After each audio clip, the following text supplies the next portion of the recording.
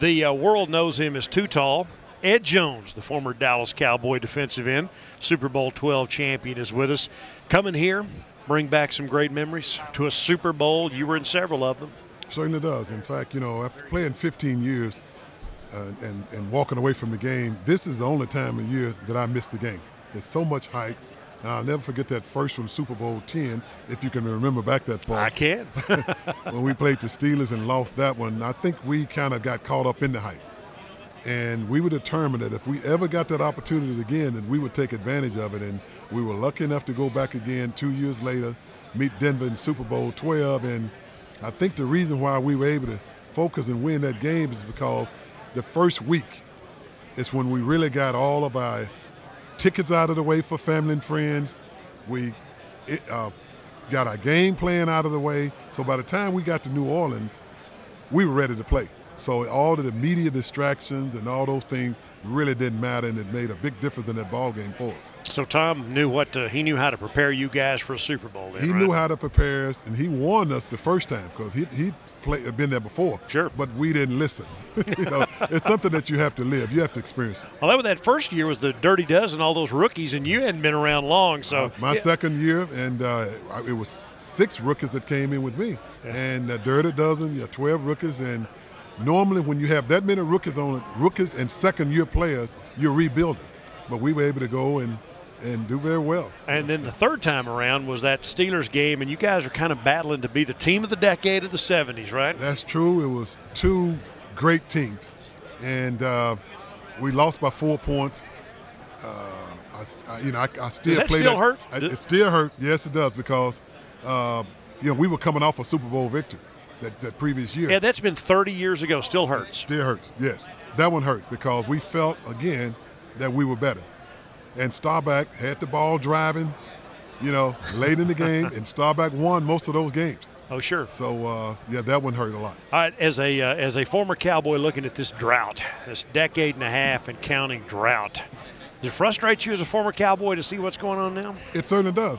Being here, run into a lot of guys that I played against, and they often tease me about, man, I remember back in the day that if you win the NFC and you wanted to get to the Super Bowl, you had to go through Dallas. Good old days. We at panic level now. We missed those days. 16 years, only 1 playoff appearance. Something's got to change. And one of the things I think that this team they have now is going to have to learn to do is, number 1, put people away. They played several games this year when I felt they had the game in the bag and it got away. Also, you got to take care of home. They lose a lot of games at home. And one of the things that Coach Landry and Jimmy Johnson always stressed was, guys, don't let nobody come in your backyard and beat you. If you win the majority of those home games, still a few on the road, then you're going to pretty much make the playoffs. And once you're in the playoffs, anything can happen. So what do you think it is? Leadership? What is it? What's the missing ingredient? What's the it they're missing? I can't put a finger on it. I'm not close. I'm a big fan. I watch the game like the typical fan does now. I run into several of the players. I just try and share my knowledge with them when they ask. But I think you have to be around a team to know if a team is liking leadership, because I know Jason Witten and Romo, Brady James, Brookins, several of those guys have leadership qualities. I know the coaches, Jason Garrett, I've known for a long time very well. I think that was a good move hiring him. I know here's a guy that eat and sleep football. He loves what he's doing. He's going to pay that price that you have to pay to be a winner, and they have an owner who I know will do anything to win and who have tasted that championship football. So I don't know what it is, but when you watch them, it's hard for me being a former player to see why they can't put some of these teams away when they have them down. Now, you were part of Doomsday 2. Yes. Lily was Doomsday 1. You were part of Doomsday 2. Nobody's calling this current Cowboy defense Doomsday anything except Doomsday for their own team. What do you think about this group, and why did they have their bad moments this year at the worst times? Well, first of all, I hope I'm not overrating their talent. Okay. When I look at that team on paper, I'd put them up against anybody, and yet come game time, they're not winning a lot of ball games. They're losing a lot of close games. They games that I think they should blow their opponent away. It's down to the wire when they pull it off. So again, that's the million-dollar question. What's wrong? Because when you look at them, and all my former teammates and guys that I talk to around the league feel the same way. They can't put a finger on why Dallas aren't in the playoffs every year and competing for championships. Do you worry at all about the Hall of Fame at this point? No, I never worry about it. Never worry about anything that I don't have any control of. You know what I'm saying? I played a long time. Hope I made people around me better.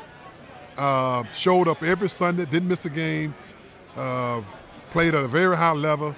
That's all that mattered to me. Every time I walked off that football field, whether we won or lost, I held my head up because I gave it my all. What about the ring? Same thing. Same thing. I'm proud when I look up and see the guys that's in that ring of honor. I played with a lot of them. They're certainly deserving of it. So I'm happy for them. But you need to be there. Well, I wouldn't lose 1 second sleep over not being in there. I wasn't that type player. Always been a team player. Always been a team guy, because if I was in there, I would give all the credit to my coaching staff and teammates. You see what I'm saying? Right. I would give all the credit to them. So, again, I just hope some of the guys most of the guys that deserve to be in there eventually go in, because I know it's something they feel that they deserve, and they should be there. A, do you know how to bowl too tall? And B, tell us about this tournament this weekend. Yeah, this NFL Charities and along with the Gridiron Greats are putting on a bowling tournament this Saturday at the Woodland Center. All the proceeds go to NFL Charities. This tournament raises thousands of dollars every year. All the money to stay in the community. The beauty about it is the fans get a chance to get up and close with some of their favorite heroes. There'll be over 40 legends at this at this bowling tournament, and I enjoy it because I played 15 years. The fans were very important to me, so it'll give me a chance to thank them. And even though we got the big game Sunday, that's what everybody's here for. I think this bowling outing is the best event leading up to it. So I'm looking so forward to Saturday. Well, you're a legend yourself, Too Tall. Thanks for stopping by, buddy. Appreciate it. Thank you for having me. Ed Jones.